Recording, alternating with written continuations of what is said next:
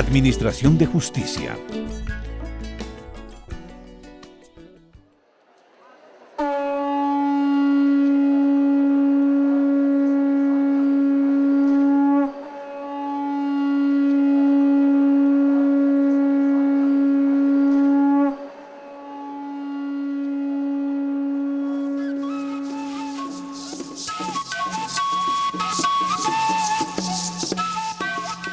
La concepción del derecho para los pueblos indígenas se basa sobre el sujeto colectivo, contrariamente al derecho occidental que solo reconoce al sujeto individual.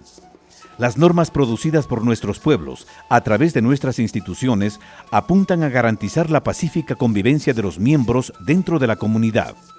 Estas normas son establecidas en función de nuestras formas de vida social que tienen que ver con nuestra manera integral de mirar el mundo. Nuestras reglas son todas nuestras costumbres y tradiciones reconocidas por toda la colectividad y están bajo la responsabilidad de todos. No existe entonces un aparato administrativo específico ni especialistas profesionales encargados de elaborar o aplicar el derecho. No se distingue un ámbito específico de lo legal, sino que la Administración de Justicia Indígena hace parte del conjunto de costumbres, normas de comportamiento y control social. Este modelo de derecho llamado propio o consuetudinario no está escrito, se ejerce en un ámbito territorial determinado y se utiliza para hechos que se han producido repetidamente en el tiempo y que han roto la armonía social de la comunidad. La Administración de Justicia Indígena se usa entonces para resolver conflictos internos ocurridos dentro de la comunidad o por miembros de la misma, tanto dentro como fuera de este territorio. Para eso nosotros vamos a regir y vamos a hacer un castigo aquí mismo, vamos a hacer justicia, compañeros. ¡Que traigan al compañero! En el Ecuador, desde la Constitución aprobada en 1998, se reconoce por primera vez la diversidad étnica y cultural. De ahí aparece un nuevo sujeto de derecho, los pueblos y nacionalidades indígenas que poseen formas diferentes de vida social. El texto constitucional establece claramente el reconocimiento de una diversidad jurídica, pero solo en la resolución de conflictos internos y siempre y cuando no contradiga la Constitución. Esto significa que el derecho estatal prevalece por encima del derecho consuetudinario.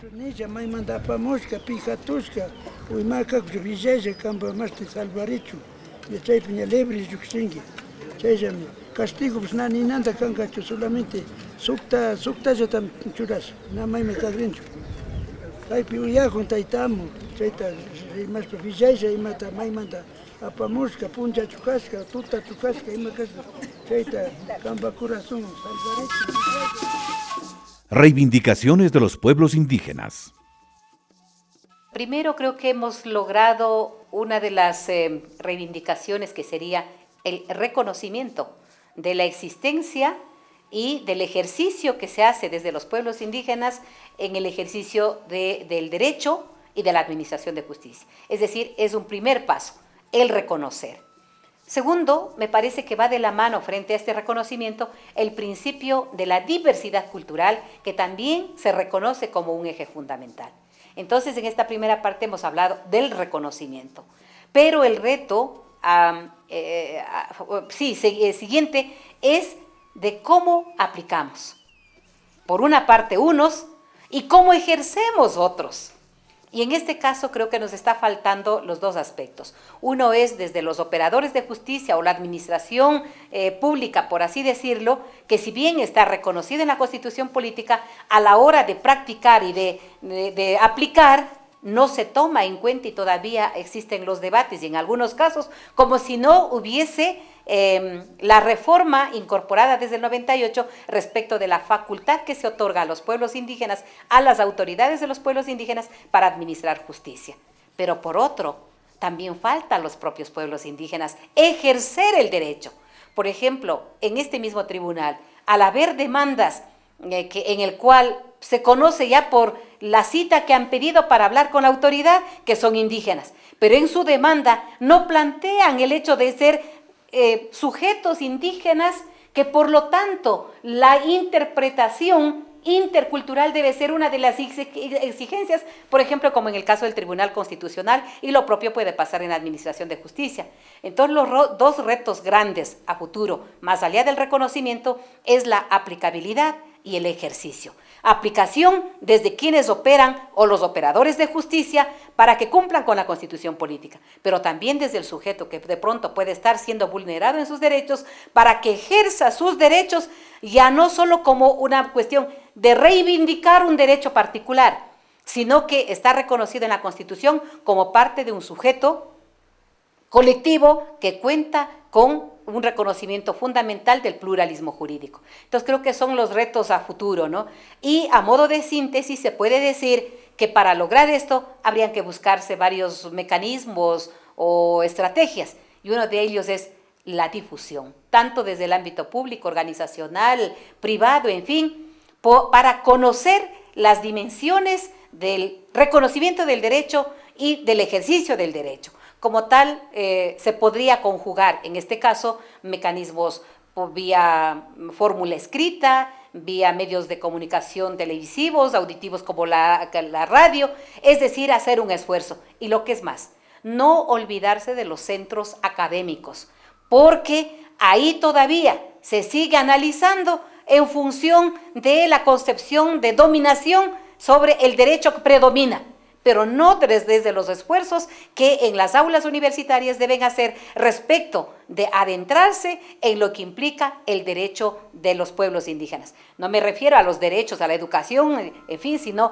al derecho que consiste en la administración de justicia. Por lo tanto, como vemos, tiene que ver el ámbito de la educación, tiene que ver el ámbito de la función pública, tiene que ver del propio sujeto que ejerce derechos y que si bien está reconocido y hay un instrumento como la Constitución política donde está plasmado el hecho de el derecho que asiste a los pueblos indígenas, pues habrá que buscar los mecanismos para que se cumplan con este mandato por un lado y por otra se ejerza en función de este mandato constitucional.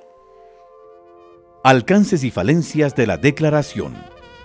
La Declaración sobre los Derechos de los Pueblos Indígenas de la ONU reconoce la libre determinación de nuestros pueblos para ejercer su derecho a la autonomía y al autogobierno en las cuestiones relacionadas con sus asuntos internos y locales. Esto se refiere también a su administración de justicia. También establece en el artículo 34: los pueblos tienen derecho a promover, desarrollar y mantener sus estructuras institucionales y sus propias costumbres, espiritualidad, tradiciones, procedimientos, prácticas y cuando existan costumbres y sistemas jurídicos de conformidad con las normas internacionales de derechos humanos. Este artículo pone un límite al ejercicio de la justicia de los pueblos indígenas en cuanto ésta tiene que estar en conformidad con normas internacionales elaboradas desde una concepción occidental. En cambio, la particularidad del derecho consuetudinario es la de justamente responder a otras visiones del mundo, a veces muy distintas de la occidental, lo cual significa que el ejercicio de la justicia indígena puede contradecir estos derechos internacionales. Por lo tanto, la declaración no contempla las diferentes visiones y valores de los pueblos indígenas. Nosotros siempre hemos sido exigidos, a que la justicia sea a la justicia ordinaria, realmente, pero cuando nosotros hemos tenido esa noticia de la declaración de la ONU sobre el derecho de los pueblos indígenas, lo que ancestralmente, milenariamente, hemos venido es especialmente, con la propia aplicación y administración, orientación y sanación, lo que es en la aplicación de cualquier conflicto, problema existente dentro de las comunidades, dentro del grupo familiar o dentro de la organización. Entonces yo creo que ese espacio es importante sobre todo para nosotros, porque sabemos que nosotros no estamos en condiciones económicas especialmente para poder aceptar lo que nos cobran. Por otro lado, no estamos en condiciones de que entre indígenas, entre familiares, uno que salga, o sea, con la victoria, otro que salga perdiendo. Simplemente a veces los que tienen causa o los que no tienen causa. Entonces yo creo que eso nos amerita de que desde la Declaración de los Derechos es que nosotros mismos, o sea, podemos asumir esa alternativa de dar una solución, una alternativa con armonía para las dos partes especialmente. Hablando en otro tema, por ejemplo, el derecho consuetudinario. Nosotros hemos tenido espacios propios y formas de administrar una justicia. Por ejemplo, yo estuve practicando en los años 99 a 2000, 96 a 2000, estuvimos practicando la mediación comunitaria, por ejemplo. La mediación es donde las partes, o sea, solicitan y que, por ejemplo, un mediador o un tercero nunca impone a ninguna de las partes, o sea, especialmente la solución ellos aceptan, ellos dan una solución. Lo que nosotros hacemos es, o sea, espacios de dar alternativas, cuáles deberían ser los mecanismos más adecuados para que ustedes nuevamente, o sea, reconozcan sus errores o reconozcan su hecho que hayan cometido, pues decir, bueno, si es que hay que perdonar, que perdonen, o si no, si es que hay que decir, bueno, yo asumo, yo pago, aunque sea, en cualquier forma que sea. Entonces, esos son, o sea, los mecanismos de mediación y también arbitraje. Nosotros hemos dicho fortalecer nuestra propia administración de justicia y también armar nuestras propias formas de diálogo interno y externo, dependiendo de cómo sea, porque hay también casos que hay que o sea, tratar, o sea, con infidelidad o fidelidad, o tal vez también hay casos que tratar en colectivo, por ejemplo, en una asamblea, que donde deben tomar una resolución. Luego hay casos que también tienen que ver solamente, o sea, un consejo de ancianos, por ejemplo. Depende de los problemas que pueda cometer, o sea, alguien de la comunidad. Si es que eso vamos fortaleciendo, pues creo que nuestra propia ley de administración estaremos llevando adelante.